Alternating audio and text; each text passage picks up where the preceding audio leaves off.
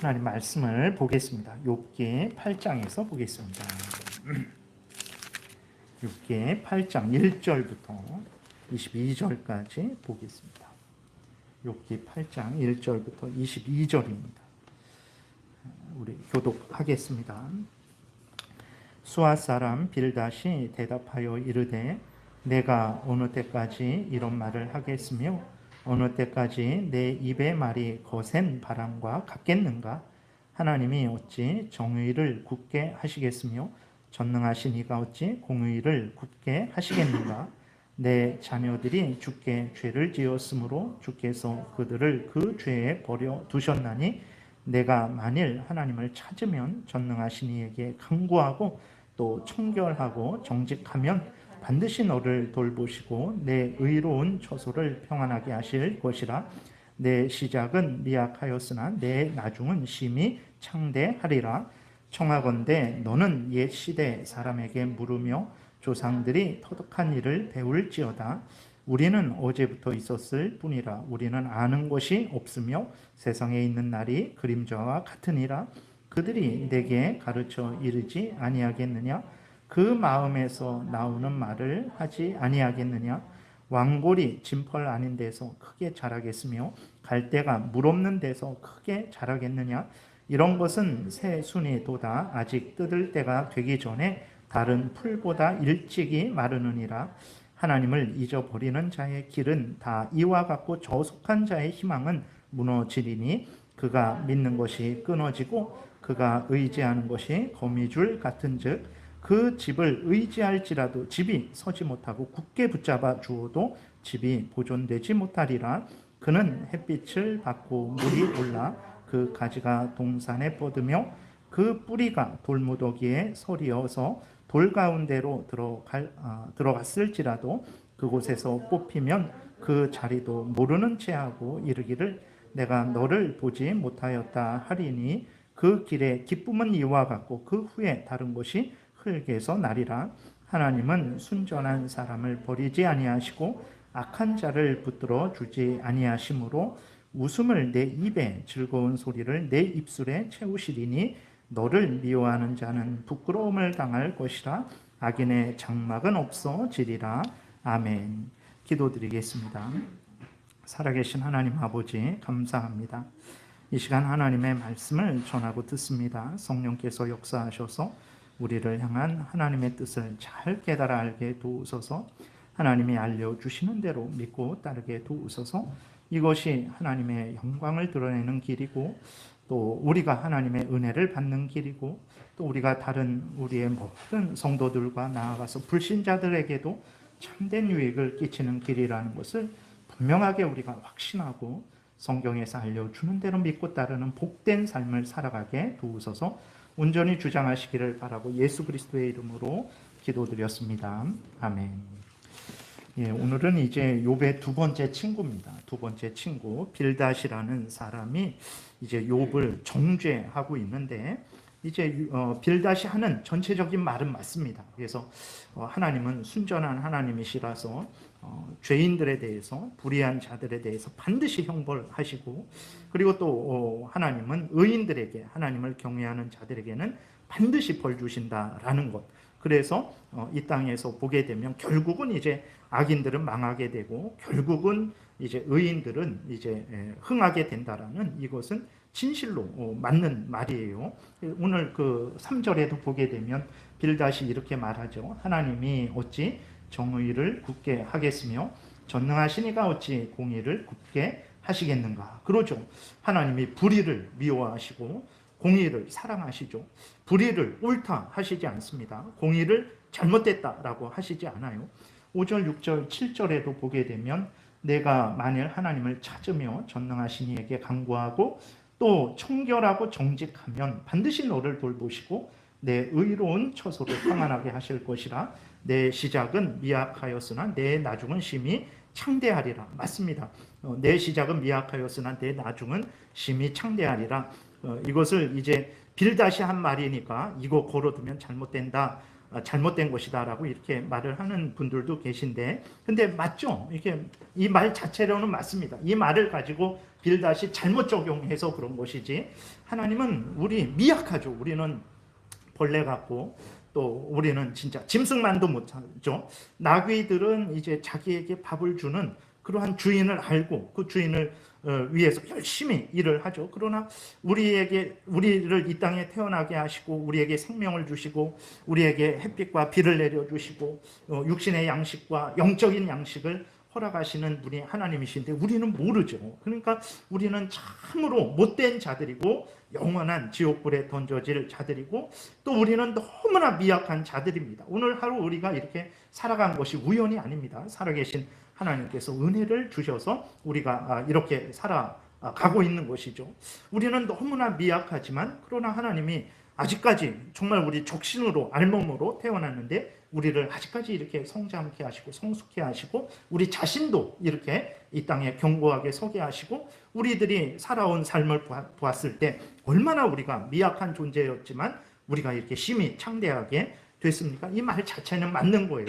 이제 빌닷이 이 말씀을 가지고 잘못 적용했으니까 그게 틀린 것입니다. 빌닷이 한 말은 맞아요. 마태복음 7장에서도 보게 되면 예수 그리스도께서 직접 이렇게 말씀을 하세요. 하나님이 어떤 분이냐. 빌닷도 5절, 6절, 7절에서 하나님을 찾고 하나님에게 간구하면, 하나님 앞에서 정말 청결하고 정직하면 하나님이 반드시 너를 돌보실 것이다.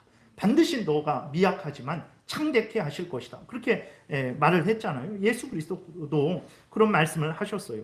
마태복음 7장 넘겨보세요. 있죠.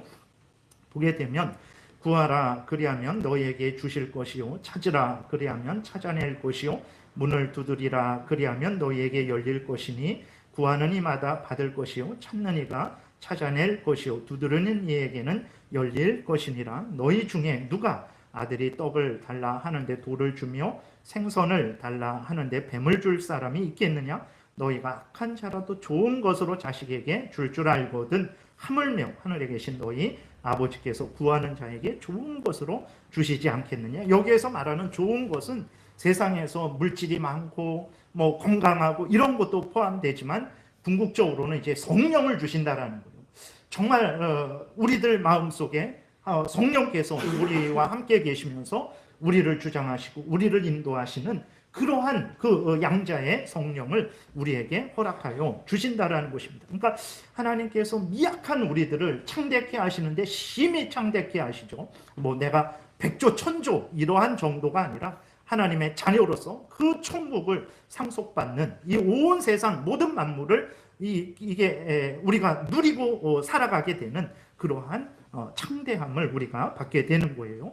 에베소서 3장 20절에서도 하나님이 우리에게 얼마나 크게 갚으십니까?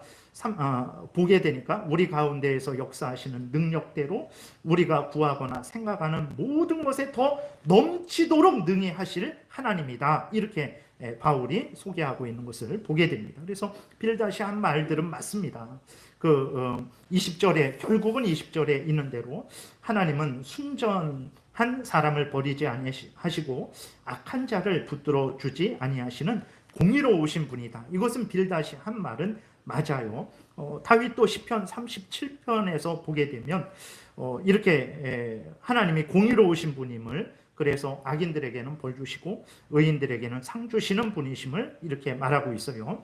악인의 팔은 부러지나 의인은 여호와께서 붙드시는도다. 여호와께서 온전한 자의 날을 아시나니 그들의 기업은 영원하리로다. 그들은 환난 때에 부끄러움을 당하지 아니하며 기근의 날에도 풍족할 것이나 악인들은 멸망하고 여호와의 원수들은 어린 양의 기름같이 타서 연기가 되어 없어지리로다. 이렇게 성경 전체가 빌닷이 한 말과 같은 말을 우리에게 알려주고 있는 것을 보게 됩니다. 그런데 이제 앞에서도 말씀을 드렸지만 이러한 옳은 말을 했으면서도 빌닷은 욥으로부터 아주 호된 책망을 받습니다. 욥이 어느 정도까지 말을 하고 있습니까? 6장에도 보게 되면 아주 악한 자들이다라고까지 욥이 친구들을 향해서 이제 비난을 하고 있는 거예요. 그래서 27절에도 보게 되니까 너희는 고아를 제비 뽑으며 너희 친구를 팔아 넘기는 자루다. 이거는 친구에게 욥이 할 수 없는 말입니다. 근데 빌닷이 이렇게 옳은 말을 욥에게 했는데 욥은 그 옳은 말을 한 빌닷을 향해서 너희는 고아를 팔아넘기는 자들이다. 친구를 팔아넘기는 악인들이다. 이렇게까지 아주 욥이 그 친구들을 향해서 정말 욕을 하는 거죠. 그럼 왜 이렇게 됐을까? 그것은 이제 빌닷이 옳은 말을 했지만 그 옳은 말을 올바로 적용하지 못한 거예요. 그러니까 그 옳은 말을 올바로 이해하지 못했고 옳은 말을 올바로 적용을 하지 못했습니다. 이렇게 하나님은 반드시 악인들은 벌하시고 의인들은 상 주시는 분이시다라고 우리가 분명하게 믿을 때 아멘 해야 됩니다. 당연한 거예요. 그런데 하나님께서 그 공의를 실행하실 때, 이 삶 속에서, 우리의 삶 속에서 공의를 하나님께서 나타내실 때 하나님은 절대 주권자로서 오묘하신 지혜 가운데, 전능하신 능력 가운데 그 공의를 실행하신다라는 이것을 우리는 염두에 두어야 되는 거예요. 그러니까 하나님은 반드시 악인들에게 벌 주시고 의인들에게 상 주십니다. 근데 하나님의 절대 주권적으로 절대 능력을 가지고 오묘하신 지혜 가운데 그러한 일들을 행하신다라는 것도 동시에 염두에 두어야 되는 거예요. 왜 그러냐면 우리가 이 땅에서 우리의 눈으로 보여지는 세상은 어떤 세상입니까? 하나님은 악인을 벌하시지 않는 것 같이 보일 때가 너무나 많은 세상이에요.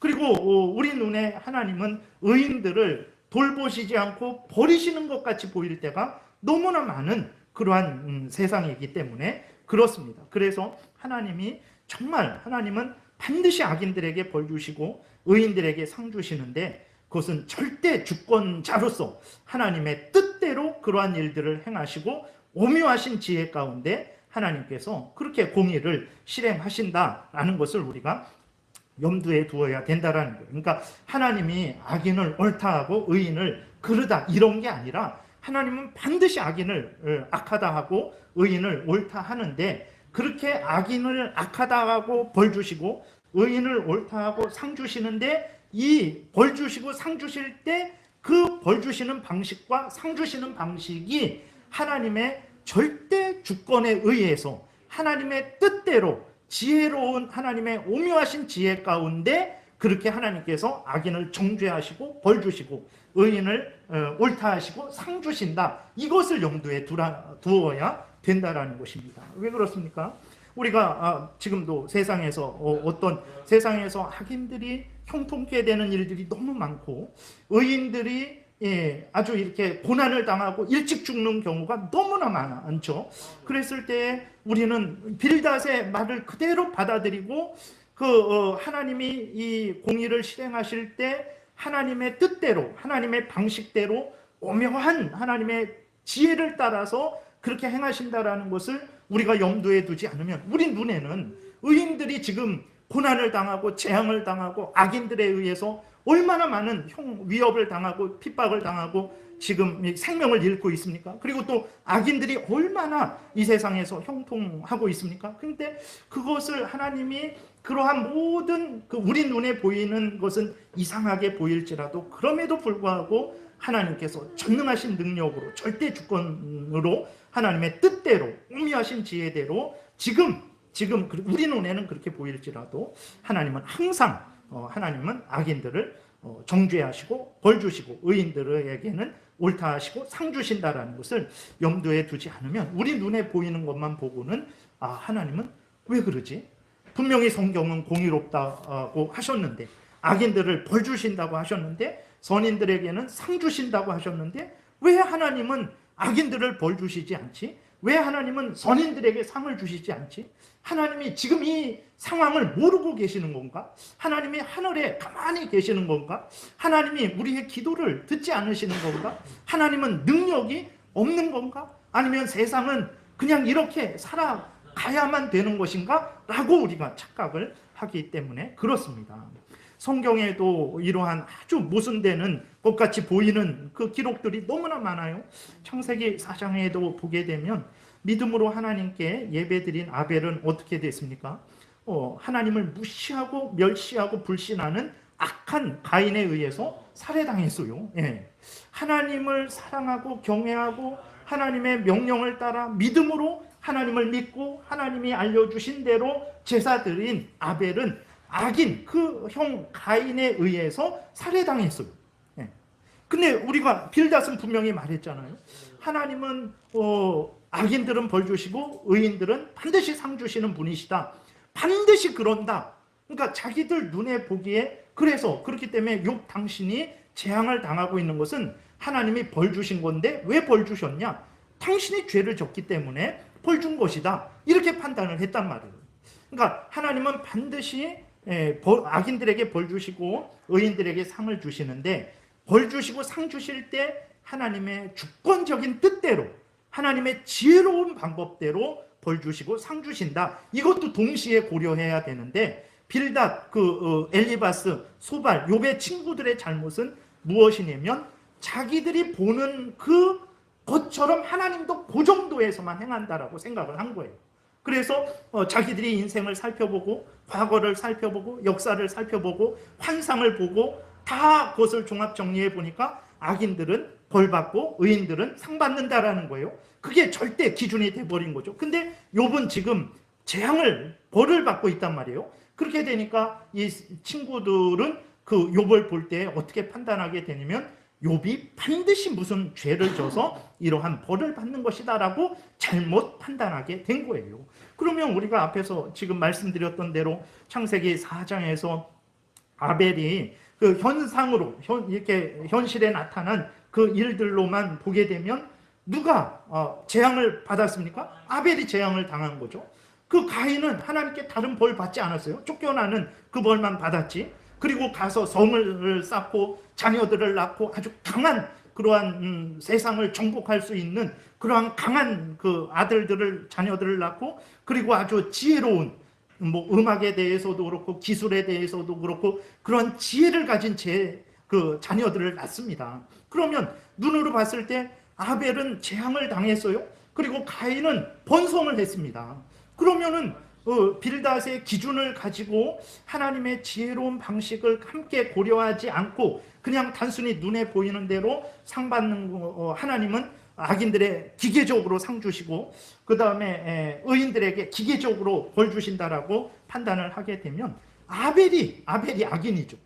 왜 선인인데 죽습니까? 하나님은 선인에게는 반드시 생명을 주시고 번성케 하시고 그렇게 그들 지켜주시고 보호하시는 하나님이신데 그러면 눈으로 드러난 모습을 봤을 때 오히려 아벨이 악인이 되는 거예요. 그리고 가인이 선인이 되는 거예요. 그러니까 빌닷과 욥의 세 친구들의 그 잘못은 무엇이냐면 하는 말은 맞습니다. 하는 말은 맞는데 그 말을 적용할 때에 우리 인간적인 한계 내에서만 하나님도 우리처럼 적용한다라고 오해했던 거예요. 그러나 하나님은 그렇지 않죠. 우리는 피조물이죠. 우리는 전체적으로 모든 것을 다 고려하지 못합니다. 항상 우리 중심적이고 내 눈에 보이는 이게 전부예요. 180도도 보지 못하고 여기 있는 이 예배당 안에 있는 그러한 것들을 살펴볼 때에도 한 번에 모든 것들을 다 살펴보지도 못합니다. 오른쪽 봤다, 이쪽 봤다, 왼쪽 봤다 한 번에 다 보지 못하고 차곡차곡 순서대로 부분 봐야 그래서야 이 예배당을 다 파악을 할 수 있는 거예요. 그러나 하나님은 그러한 우리 인간과 같은 그러한 존재가 아니시죠. 근데 빌닷과 그 친구들은 하나님도 자기들과 같은 수준으로 끌어내린 거예요. 그래서 자기들이 생각하는 대로 하나님도 그렇게만 움직인다라고 착각을 한 거죠. 그래서 자기들이 봤을 때 재앙을 받는 사람들은 벌 받는 사람이고 이렇게 형통한 사람들은 복 받는 사람이라고 아주 정해버린 거예요. 그래서 욥이 재앙을 받으니까 하나님 앞에 죄 때문에 재앙을 받는다라고 그렇게 판단하고 욥을 정죄했던 것이죠. 근데 그렇지 않다라는 것입니다. 그래서 우리가 또 보게 되면 예레미야는 하나님의 귀한 선지자입니다. 참으로 하나님께서 모태에서 태어나기도 전에 이제 예레미야를 하나님의 선지자로 택하셨어요. 근데 이렇게 귀한 하나님의 은혜와 사랑을 받은 예레미야인데 얼마나 고통을 당했는지 모릅니다. 20장 예레미야 20장 7절부터 10절까지 제가 읽어드리겠습니다. 예레미야가 너무 하나님의 말씀을 전하는데 너무 핍박을 당해갖고 예레미야도 욥처럼 자기의 생일을 저주해요. 7절에 보게 되니까 여호와여 주께서 나를 권유하심으로 내가 그 권유를 받았사오며, 그러니까 하나님이 자기를 이렇게 선지자 해라 이렇게 권유하셨기 때문에 자기가 그렇게 했다라는 거예요. 주께서 나보다 강하사 이기셨으므로 내가 조롱거리가 되니 사람마다 종일토록 나를 조롱하나이다. 하나님의 권유를 받고 선지자가 되어서 하나님의 말씀을 전했는데 하기 싫은데 하라 그런 거예요. 그래서 주께서 자기보다 강하셔서 자기를 강제로 선지자로 세우셨다라는 거죠. 어쨌든 하나님의 뜻대로 자기가 선지자를 행했는데 주어진 건 무엇입니까? 조롱거리가 됐대요. 조롱을 당하는데 종일토록 조롱을 당한다라고 이렇게 말합니다. 8절에 내가 말할 때마다, 하나님의 말씀을 전할 때마다 외치며 파멸과 멸망을 선포함으로, 그러니까 예레미야는 이제 이스라엘 백성들이 포로로 끌려가는 때에 너희들 이미 늦었다. 하나님이 기회를 주셨는데 이미 그 기회가 지나갔다. 그러니까 이제 바벨론에게 저항하지 말고 이제 포로로 끌려가라. 끌려가면 안전할 것이다. 저항하면 바벨론 군대에 의해서 죽게 되지만 저항하지 말고 포로로 끌려가면 안전할 것이다. 그리고 70년 있다가 하나님이 다시 돌아오게 하실 것이니까 너희들 저항하지 말고 포로로 끌려가라. 이 말을 이제 한 거죠. 그러니까 종일토록 예레미야가 하는 말은 파멸과 멸망을 선포한 거예요. 여호와의 말씀으로 말미암아 내가 근데 그렇게 전했는데 결과는 무엇입니까? 이스라엘 백성들이 회개하고 눈물로 회개하고 돌아오는 것이 아니라 오히려 그러한 말을 전하는 예레미야를 향하여 치욕과 모욕거리가 되게 했다라는 거예요. 9절에 내가 다시는 여호와를 선포하지 아니하며 그의 이름으로 말하지 아니하리라 하면 나의 마음이 불붙는 것 같아서 골수에 사무치니 답답하여 견딜 수 없나이다. 너무 조롱을 당하니까 내가 이제는 하나님의 말씀 전하지 말아야 되겠다라고 결심을 했어요. 근데 성령께서 그 마음을 가만두시지 않는 거예요. 정말 그럼에도 불구하고 하나님의 말씀을 전하라고 이제 예레미야의 그 중심을 흔드는 거예요. 그래서 견딜 수 없는 거예요. 그래서 또 하나님의 말씀을 전하죠. 하나님의 말씀을 또 전하면 어떻게 됩니까? 10절에 나는 무리의 비방과 사방이 두려움을 들었나이다. 그들이 이르기를 고소하라 우리도 고소하리라 하오며 내 친한 것도 다 내가 실족하기를 기다리며 그가 혹시 유혹을 받게 되면 우리가 그를 이기어 우리 원수를 갚자 하나이다. 이렇게 이러한 조롱을 당한 거예요.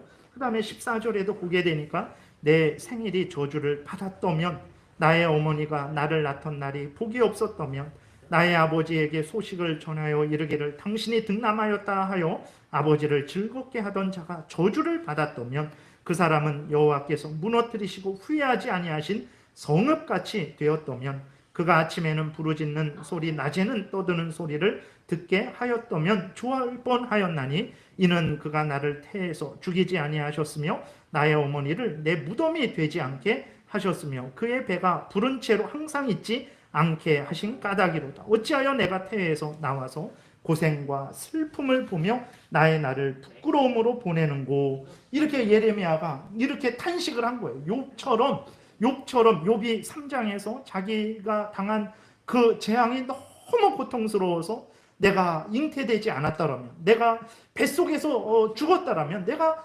출생해서 곧바로 죽었더라면 그렇게 원망하고 후회했던 것처럼 예레미야도 이렇게 했던 거예요. 그러니까 말씀드리는 것은 무엇이냐면 현실 세상에서는 하나님께서 하나님의 뜻을 이루어 가시는 섭리 과정 중에서는 예레미야 같은 의인이 하나님이 뱃속에 있기도 전부터 택하셔서 선지자로 택하셔서 하나님의 귀한 선지자로 사용하는 그 예레미야도 이 땅에서는 고난을 당하고 악인들은 반대로 형통하기도 한다라는 사실이에요. 근데 이러한 욥의 친구들의 기준으로 보게 되면 재앙을 당하니까 악인이고 또 이렇게 이 땅에서 형통하니까 의인이고 이렇게만 판단을 하게 되는 거예요. 그러니까 하나님은 전능하셔서 그 재앙을 가지고도 악을 가지고도 선을 만드실 수 있는 분이거든요. 그리고 악인을 형통케 하시는 것을 통해서 악인을 벌하기도 하십니다. 그리고 의인이 재앙을 당하는 것을 통해서도 의인을 복되게 하시기도 하는 거거든요. 그리고 악인이 형통케 되는 것을 통해서 의인을 또 보호하기도 하세요. 아주 놀라운 일입니다. 그래서 바벨론이 이렇게 아주 작은 나라였어요. 그래서 처음에는 약소국이었죠. 그래서 히스기야가 병이 났을 때 히스기야에게 축하하러 사절단도 보냅니다. 그 정도로 이렇게 바벨론이 약했었는데 하나님의 크신 섭리 가운데 강하게 되죠. 근데 악인들이 강하게 되는 거거든요. 그럼 왜 하나님께서 악인을 강하게 하셨습니까? 이스라엘 백성들을 위해서 그런 거예요. 이스라엘 백성들의 그 죄악을 징계하시기 위해서 하나님께서 악인을 강하게 하셔서 그 바벨론으로 하여금 이스라엘을 치게 하시죠. 그리고 포로로 끌려가게 하시거든요. 그리고 하나님께서 그 바벨론이 망하고 또 메대 나라, 그 다음 페르시아 나라가 이렇게 지배를 하게 되는데 하나님께 다니엘서에 보게 되면 그 느부갓네살 왕, 바벨론의 느부갓네살 왕을 강하게 하셔서 강대국으로 만들어서 어떻게 합니까? 포로로 끌려간 이스라엘 백성들을 잘 보호할 수 있도록 하나님이 또 역사하신단 말이에요. 그러니까 하나님은 전지전능하셔서 악인들에게는 반드시 벌 주십니다. 그리고 의인들에게는 반드시 상을 주세요. 근데 벌 주시고 상 주시는 방식이 인간적인 수준에서 벌 주시고 상 주시는 게 아니에요. 우리들이 인간이 봤을 때에는 아니 도대체 하나님이 왜 저러실까 할 정도로 우리가 이해하지 못하는 그러한 지혜롭고 하나님의 오묘하신 뜻 가운데 하나님께서 악인들에게 벌 주시고 의인들에게 상 주시는 것.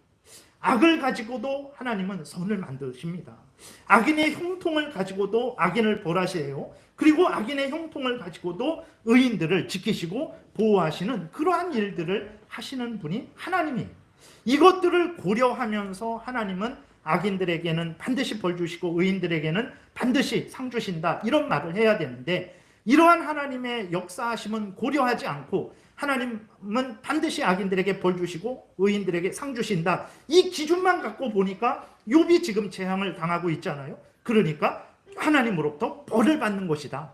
죄를 졌기 때문에 벌을 받는 것이다 라고 의인을 정죄하는 그러한 잘못을 친구들이 했던 것입니다. 그래서 이러한 일들이 오늘날에도 많죠. 계속해서 반복되지 않습니까? 신문과 TV와 뭐 어떤 것을 보기만 하면 악인들이 형통한 그러한 모습들을 보게 됩니다. 예. 그리고 그러한 우리들이 신문과 TV나 뭐 다른 것들을 통해서 보기만 하면 어떻습니까? 의인들이 피해를 보는 그러한 기사들을 우리가 얼마나 많이 접합니까? 그래서 시편 37편에 보게 되면 다윗이 악인들의 세력에 대해서 이렇게까지 표현을 해요. 내가 악인의 큰 세력을 본즉 그 본래의 땅에 서 있는 나뭇잎이 무성함과 같다 그랬어요. 악인이 이 정도로 이 땅에서 번성을 하는 거예요. 그러면 이 땅에서 왜 이러한 일이 일어납니까? 하나님은 악인들은 반드시 형벌하시고 의인들은 반드시 상 주신다고 하셨는데 왜 인류 역사 가운데 성경에서도 그러고 그 인류의 일반 역사 가운데에서도 그러고 오늘 우리가 살아가고 있는 현실에서도 그러고 왜 하나님이 그 성경에서 알려주신 대로 왜 하나님은 악인들에게 벌 주시지 않는 것 같고 의인들에게 상 주시지 않는 것 같습니까? 그것은 바로 하나님이 공의를 행하시되 인간의 수준에서 행하시는 것이 아니고 절대 주권자로서 하나님의 뜻대로 깊고 깊은 하나님의 오묘하신 지혜 가운데 그 일들을 행하시기 때문에 그런 거예요. 반복해서 말씀드리지만 하나님은 악을 가지고 선을 만드시기도 하십니다. 악인의 형통을 가지고도 악인을 벌하시기도 하시고 악인의 형통을 가지고도 의인을 돕는데 하나님께서 사용하기도 하시는 것. 이것들을 함께 고려해야 된다라는 말입니다. 우리가 하나님을 생각할 땐 나처럼 내가 아무리 의롭고 내가 아무리 지혜롭고 내가 아무리 잘났을지라도 하나님의 어리석음보다 내가 못하다라는 것을 우리는 늘 기억을 해야 돼요. 하나님을 생각할 때 항상 하나님을 나처럼 나의 수준에서 생각해서는 안 됩니다. 근데 그 욥의 세 친구들은 하나님에 대해서 옳은 말을 하면서도 옳은 말의 온전한 뜻도 몰랐고 그 적용도 자기들 수준에서만 하나님도 자기들처럼 적용하는 것으로만 오해를 했던 거죠. 그래서 욥이 재앙을 받으니까 재앙을 받는다고? 그것은 악인들이 받는 건데 보니까 욥 당신은 악인이다. 욥이 말하죠. 나는 악인이 아니다. 물론 하나님 앞에서 의로운 사람이 어디 있겠냐. 그러나 이 재앙을 당할 만한 특별한 이유는 없었다. 이 재앙은 내가 죄 때문에 당하는 것이 아니고 하나님의 뜻 가운데 나에게 주시는 재앙이다. 이렇게 말을 해도 욥의 친구들은 믿지 않는 거예요. 자기들은 분명히 아주 절대 기준이 하나 있거든요. 재앙은 악인들이 당하는데 형통은 의인들이 받는 상인데 근데 욥이 재앙을 당한다고? 당신 거짓말하지 말아라. 당신 분명히 죄진 거다. 그 욥의 첫 번째 엘리바스가 욥의 죄를 이제 그렇게 있다라고 욥을 정죄했죠. 지금 빌닷은 어떻게 하고 있습니까? 빌닷은 욥의 자녀들의 죄 때문이다라고 그렇게 또 정죄하고 있어요. 무서운 판단이고 악한 판단이고 거짓된 판단이죠. 그렇지 않습니다. 욥 때문에 이 재앙이 일어난 것도 아니고 욥의 죄 때문에 이 재앙이 욥에게 닥친 것도 아니고 욥의 자녀들이 범죄했기 때문에 이 재앙이 닥친 것도 아니에요. 우리가 1장에서 살펴본 것처럼 그 1장에서 보게 되면 욥은 의인이다. 정직한 자다. 온전한 자다. 악에서 떠난 자다. 하나님이 그렇게 말씀을 하세요. 근데 욥만 그런 거 아닙니다. 욥의 자녀들도 욥의 지도를 따라서 정말 욥이 어떻게 했습니까? 자녀들이 예를 들어서 생일날에 함께 먹고 마시고 즐거워했으면 혹시라도 이 자녀들이 마음으로라도 하나님 앞에 범죄하지 않았을까 해갖고 다음 날에 이 자녀들 한 명 한 명을 데리고 와서 하나님 앞에 속죄 제사를 드립니다. 그럼 자녀들이 욥의 그러한 아버지 욥의 그러한 교육에 그렇게 반항을 했습니까? 그러지 않아요. 자기들도 욥 아버지가 혹시 너가 하나님 앞에 마음으로라도 어제 즐겁게 그렇게 함께 즐거워할 때 혹시 교만하고 혹시 선을 넘어서 하나님 앞에 범죄하지 않았는지 너가 너 자신을 돌아보고 회개해야 된다 라면서 그렇게 제사를 그렇게 아들과 자녀들과 함께 드릴 때 그 자녀들도 자기들을 돌아보고 그 욥이 인도하는 대로 하나님 앞에서 바른 그러한 마음과 태도로 산 것은 너무나 당연하게 우리가 예상할 수 있는 거죠. 그래서 1장 5절에 보게 되면 그들이 차례대로 잔치를 끝내면 욥이 그들을 불러다가 성결하게 하되 아침에 일어나서 그들의 명수대로 번제를 드렸으니 이는 욥이 말하기를 혹시 내 아들들이 죄를 범하여 마음으로 하나님을 욕되게 하였을까 함이라. 욥의 행위가 항상 이러하였더라 그랬어요. 이런 욥의 지도를 받는 자녀들이 그렇게 악하게, 물론 인간이 하나님 앞에 의로울 수는 없지만 이 재앙의 원인이 되는 그 범죄를 저질렀겠습니까? 그러지 않습니다. 성경 어디에 보더라도 욥의 죄 때문에 재앙이 일어났다라고 말하지 않고 있어요. 성경 어디를 보더라도 욥의 자녀들의 죄 때문에 이 재앙이 욥에게 닥친 것이다라고 말하지 않고 있어요. 1장, 2장 우리가 아직까지 살펴본 대로 보게 되면 욥에게 일어난 재앙은 악한 사탄의 공격이었어요. 하나님의 깊으신 섭리였습니다. 성경에서는 이것을 말하고 있단 말이에요. 근데 욥의 친구들은 자기들이 가진 그 기준을 가지고 모든 것을 그것으로 판단한 거예요. 하나님도 이렇게 행하지. 모든 것을 그 절대 원리로 삼고는 그렇게 하나님도 그렇게만 행하는 분으로 자기들이 제한을 한 거죠. 이것이 바로 욥의 친구들의 잘못인 것입니다. 여러분, 하나님의 말씀을 바르게 적용하지 않아서 의인을 악인이라고 지금 그러고 있는 거예요. 욥의 친구들이 욥을 악인이다, 죄인이다, 욥의 자녀들을 죄인이다라고 그렇게 지금 정죄하고 있는 거예요. 이것이 그럴 수도 있는 것일까요? 물론 우리들이 저도 성경을 잘못 읽고 잘못 오해하고 잘못 해석해서 잘못 전하기도 합니다. 그거는 정말 인간인지라 어떻게 할 수 없죠. 제가 모든 것을 다 알 수도 없고 그러니까 그런 경우가 있어요. 그런데 그렇다고 해서 인간이니까 어쩔 수 없다? 인간인가 어쩔 수 없지만 그러나 하나님 앞에서 절대적으로 따져보게 되면 그것도 잘못인 거죠. 잘못입니다. 잠언 17장 15절에 보게 되면 이렇게 하나님이 말씀을 하고 있어요. 악인을 의롭다 하고 악인을 악하다 하는 이 두 사람은 다 여호와께 미움을 받느니라 이렇게 말씀을 하고 계십니다. 악인을 의롭다 해요.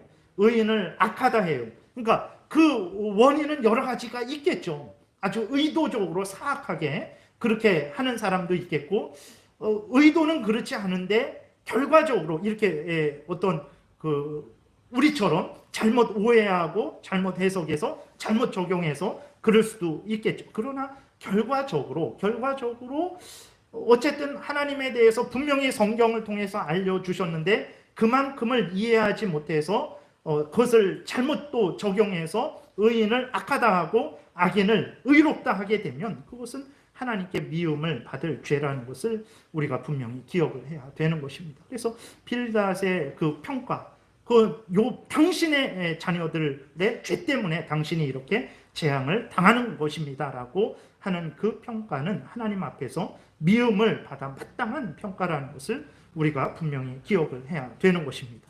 욥의 친구들은 하나님과 하나님의 뜻을 바르게 이해하지 못함으로 인해서 잘못 적용함으로 인해서 하나님도 오해했고 욥도 괴롭힌 거예요. 의인된 욥을 죄인이다라고 정죄했어요.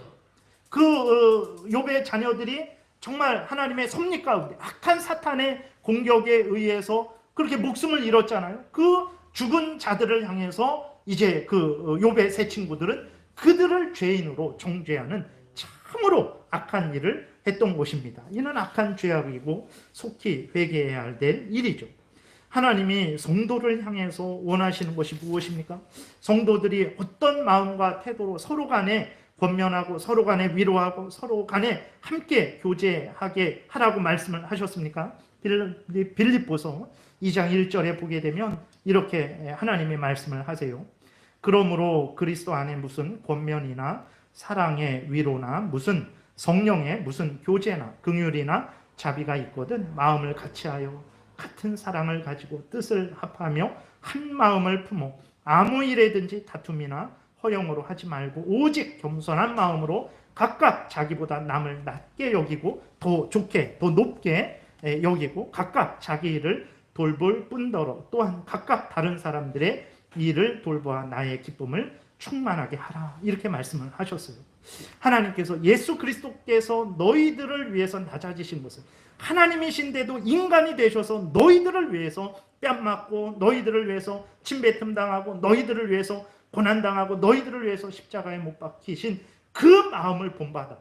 그 마음을 본받아서 서로 사랑하면서 서로 마음을 같이 하면서 뜻을 합하여서 한 마음을 품고 다툼이나 허용으로 하지 말고 겸손한 마음으로 다른 사람을 더 높게 더 잘나게 더 좋게 여기고 정말 그렇게 사랑 안에서 권면하고 위로하고 교제해라 라고 이렇게 하나님이 말씀을 하신 거예요.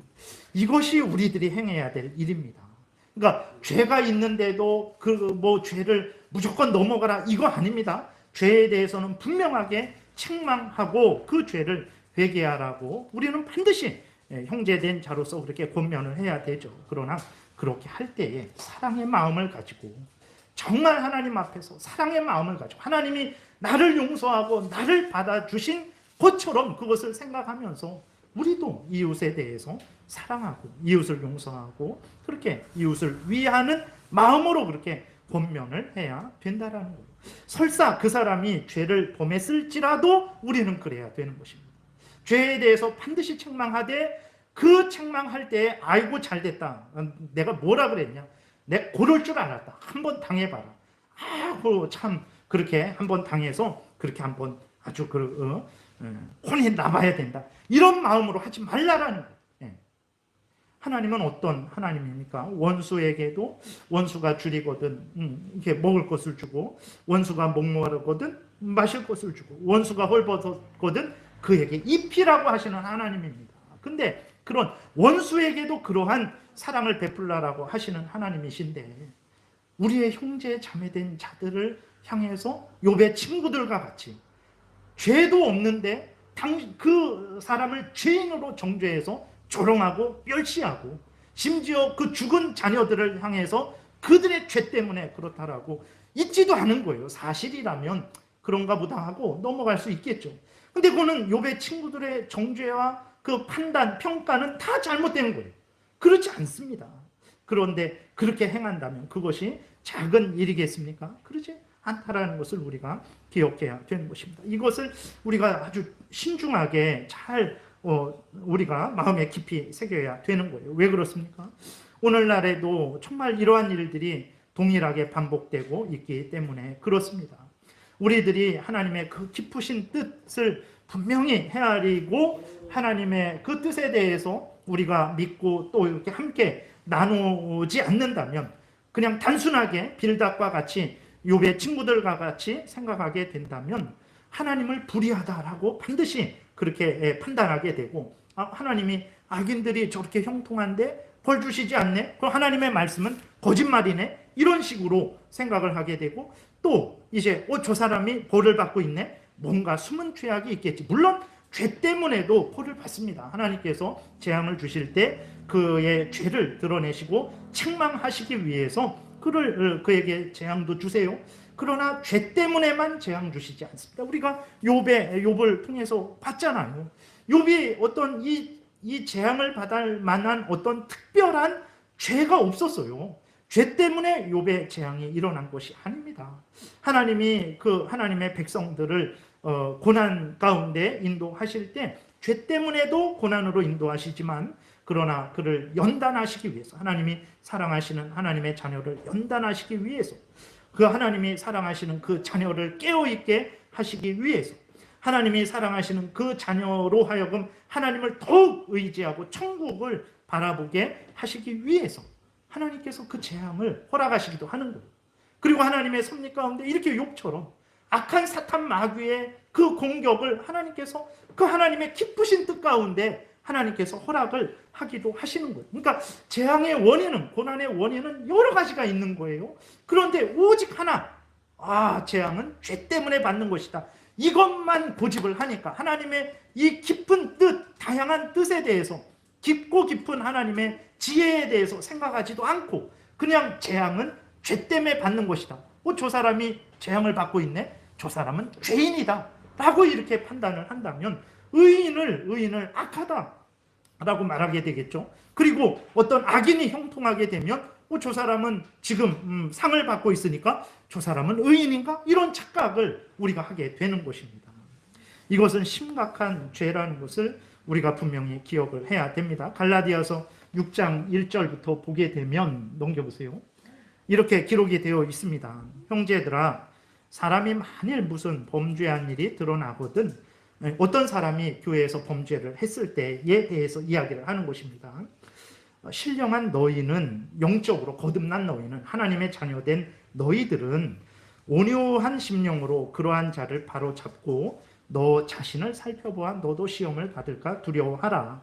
너희가 짐을 서로 지라. 그리하여 그리스도의 법을 성취하라.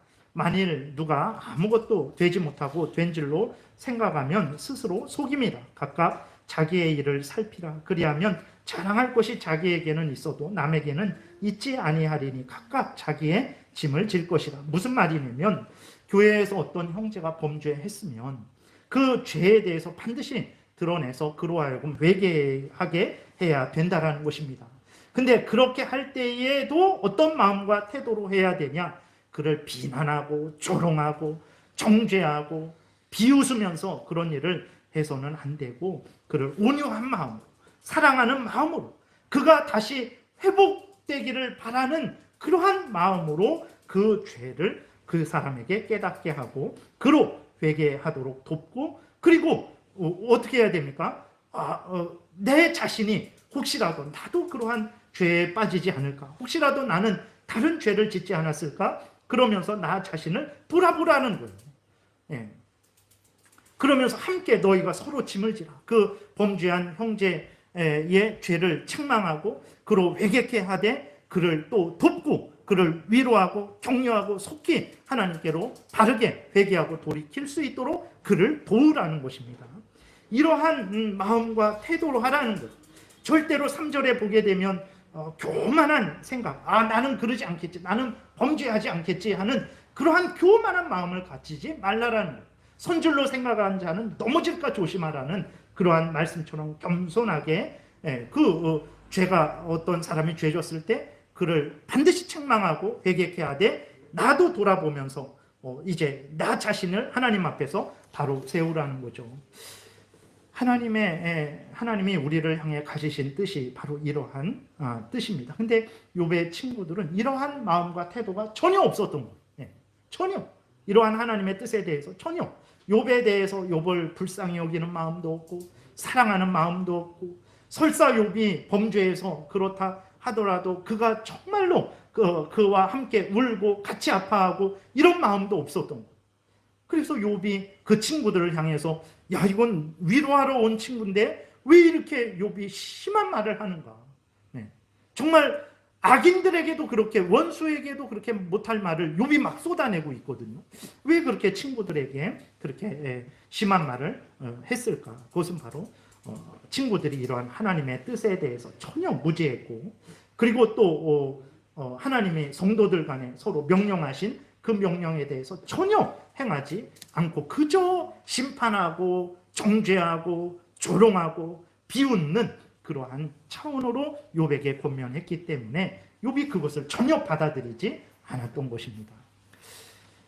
말씀을 정리합니다. 하나님은 진실로 악인들을 벌하시고 의인들은 상 주시는 분이십니다. 근데 이렇게 악인들을 벌하시고 의인들에게 상 주실 때 우리들이 생각하는 그 수준에서 우리들이 옳다는 방식대로만 행하시지 않습니다. 하나님은 창조주세요. 절대 주권자십니다. 전능하시고 전지하신 분이십니다. 그러한 절대 주권자 되신 하나님께서 지혜로우신 하나님의 뜻대로, 하나님의 주권대로 하나님께서 벌을 주시는 방법도, 벌을 주시는 때도, 벌을 주시는 그 정도도 하나님께서 다 정하시는 거예요.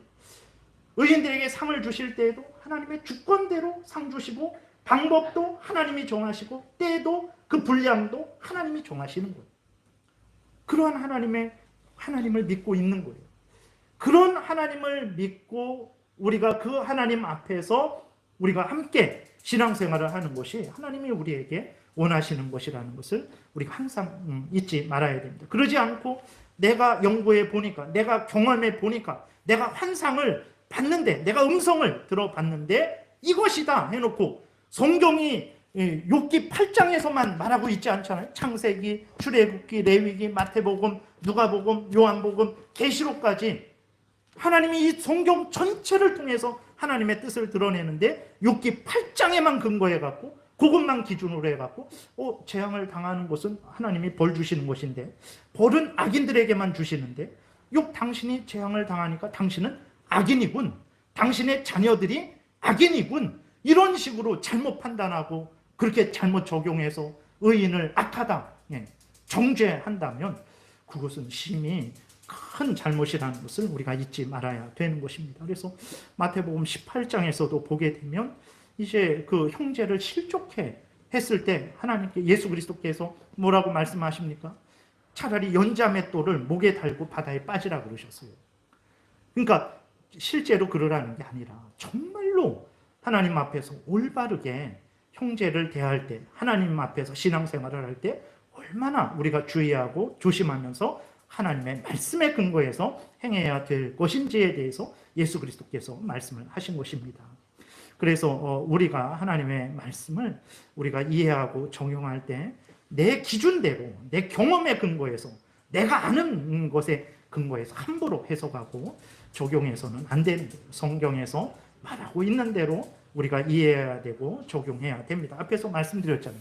욥기 8장에서 그 본문을 봤으면 창세기도 살펴보고, 출애굽기도 살펴보고, 마태복음도 살펴보고, 성경 전체를 살펴보고 거기에 대해서 우리가 이해를 해야 되는 것입니다. 그리고 이렇게 성경을 올바르게 이해하기 위해서는 반드시 성령의 도움이 있어야 되는 거예요. 우리 이해로, 이성으로, 내 지혜로 안 됩니다. 성령께서 도와주셔야 되는 거예요. 늘 성령을 의지하고 성령께서 우리의 눈을 밝히셔서 하나님의 뜻을 바로 깨달아 알도록 우리는 항상 기도하면서 성경을 봐야 되는 것입니다. 그리고 끝으로 이제 우리만 성경 보는 거 아니잖아요. 100년 전에 우리의 믿음의 조상들도 이 성경을 봤고 1000년 전에 믿음의 조상들도 이 성경을 봤습니다. 그러니까 그랬을 때 그들은 이 성경을 어떻게 해석했는지, 그들이 다 그것을 이렇게 신앙 고백서로 만들어 놓은 거예요. 하나님은 이런 분이다. 성경은 이런 것이다. 뭐 구원은 이렇게 얻는다. 뭐 이런 그러한 모든 것들에 대해서 이 성경에 나와 성경을 통해서 알려주시는 하나님의 뜻을 체계적으로 요약해 놓은 것이 바로 신앙 고백서입니다. 그렇기 때문에 우리가 첫 번째로는 성경에 절대 근거해야 됩니다. 두 번째로는 교회가 내 개인이 아니라 공적인 교회가 예수 그리스도의 몸된 교회가 객관적으로 공적으로 역사적으로 믿어온 그 성경을 해석해 놓은 그것들의 근거에서 우리가 또 성경을 봐야 되는 거예요. 항상 제1은 성경이고 두 번째로는 신앙 고백서, 우리 믿음의 선배들이 교회가 공적으로 객관적으로 믿어온 그 신앙 고백서에 근거해서 우리가 하나님의 말씀을 해석하게 된다면 이렇게 욥의 세 친구들처럼 참으로 자기들 마음대로 하나님의 말씀을 끌어다가 한 부분만 가지고 의인을 악하다, 악인을 의롭다 하는 그러한 잘못된 그러한 적용을 하지는 않게 될 것입니다. 그래서 다시 한번 우리가 신앙생활 할 때에 정말 신앙생활이 내가 원하는 거, 얻는 거, 그게 전부인가? 물론 그거 중요하죠. 그거 앞에서도 말씀드렸지만 마태복음 7장에서도 예수 그리스도께서 구해라, 찾으라, 두드려라. 그러면 얻을 것이고, 그러면 열릴 것이고, 그러면 찾을 것이다. 그렇게 하라고 이렇게 말씀을 하셨잖아요. 그러면 우리가 열심히 그렇게 믿고 해야 됩니다. 근데 그게 신앙생활의 전부냐? 그렇지 않습니다. 내가 하나님 앞에서 섬기는 그 하나님과 교제하는 그것뿐만 아니라 우리가 한 교회의 몸으로 부름을 받았잖아요. 그럼 우리가 이웃을 이렇게 대해야 되는데 어떤 마음과 태도로 대해야 될까? 그것은 하나님도 바르게 알아야 되고 이웃에 대해서도 대할 때에 내 마음대로 함부로 그렇게 판단하고 해서는 안 되고 하나님이 알려주시는 대로 또 그렇게 이웃에 대해서도 대해야 되는 거예요. 근데 오늘날의 우리나라의 그러한 교회의 신앙생활의 그러한 모습들을 보게 되면 전혀 이러한 부분에 대해서는 전혀 고려도 없고 그저 내가 원하는 거 얻는 거 그게 최고고 그게 믿음 생활의 전부고 그렇게 하는 사람이 신앙이 제일 좋은 사람이고 그렇게 되니까 교회에는 나보다 더 예수 믿는 사람들이 나보다 더해 나보다 더 세속적이야 그러한 말들을 우리가 듣게 되는 거죠. 그래서 다시 한번 하나님이 우리에게 원하시는 신앙생활이 어떤 신앙생활인가 내 기준대로 하나님도 판단하고 내 기준대로 성도들도 함부로 판단하는 그런 게 아니라 성경에서 알려주는 대로 하나님을 믿고 성경에서 알려주는 대로 이웃을 대하는 그러한 삶을 원하신다라는 것. 그러기 위해서는 전체 성경에 근거해야 되고 성령의 도우심을 받아야 되고 그 다음에 신앙 고백서에 근거해서 또 우리가 성경을 잘 이해하고 적용해야 된다라는 것입니다. 기도드리겠습니다. 살아계신 하나님 아버지 감사합니다. 우리가 무엇이 간데 이렇게 귀한 욥의 그러한 사건을 기록해 주셔서 우리가 주의해야 할 것, 버려야 될 것들을 일러 주시고 우리가 반드시 받아들이고 또 따라야 될 것을 일러 주시니 감사를 드립니다. 살아계신 하나님께서 성경에서 알려주신 대로 믿고 따르는 참으로 복된 신앙생활, 하나님을 오해하지 않고 하나님을 하나님으로서 증거하고 또 이웃을 함부로 정죄하고 판단하지 않고 가장 바르게 복되게 또 그렇게 유익을 끼치는 신앙생활하는 우리 모두가 될 수 있도록 은혜를 더하여 주옵소서. 예수님 이름으로 기도드렸습니다. 아멘.